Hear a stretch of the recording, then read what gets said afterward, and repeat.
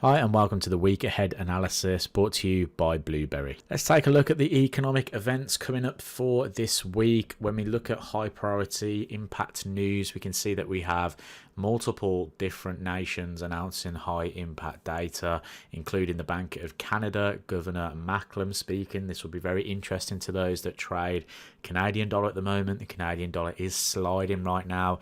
Bank of Canada looking to decrease interest rates quite aggressively at the moment, which is leading to a big sell-off in Canadian dollars right now. But will the governor come out and give some positivity here? On Tuesday we have the US CB consumer confidence, and on Wednesday we have Australia consumer price index.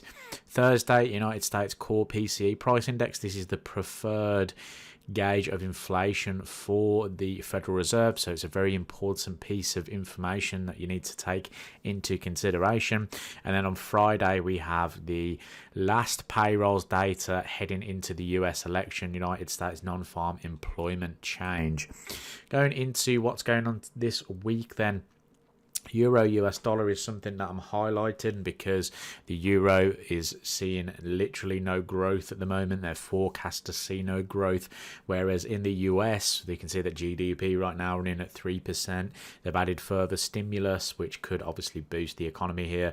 Dollar against the euro is a lot stronger, and we're seeing this decline. We saw a slight rebound at the 1.08 handle. This was largely due to some good data out of Germany, but the German data still very, very poor in the grand scheme of things. So I expect the market, if we do see dollar strength continuations this week, to breach down through these levels and head towards the 1.07 handle.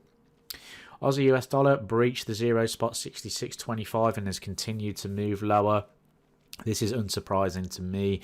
Obviously the data out of China remains fairly bearish right now. They're trying to stimulate the economy at the moment, and having a knock-on effect will be the Australian dollar, and we're expecting to see continuations down to the 65.75 handle.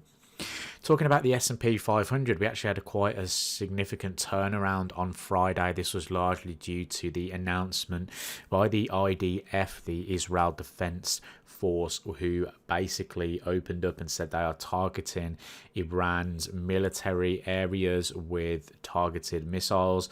That is something that the market has felt would be a risk event right now, and we could see some further downside in the stock markets. 57.66 is the next support level, but we could breach to 56.76 just down through this area through here. So very interesting dynamic here. Will we see a decline heading into the election, which is coming up very, very shortly? Finally, I'm going to end with platinum. So platinum is a commitment of trader report signal.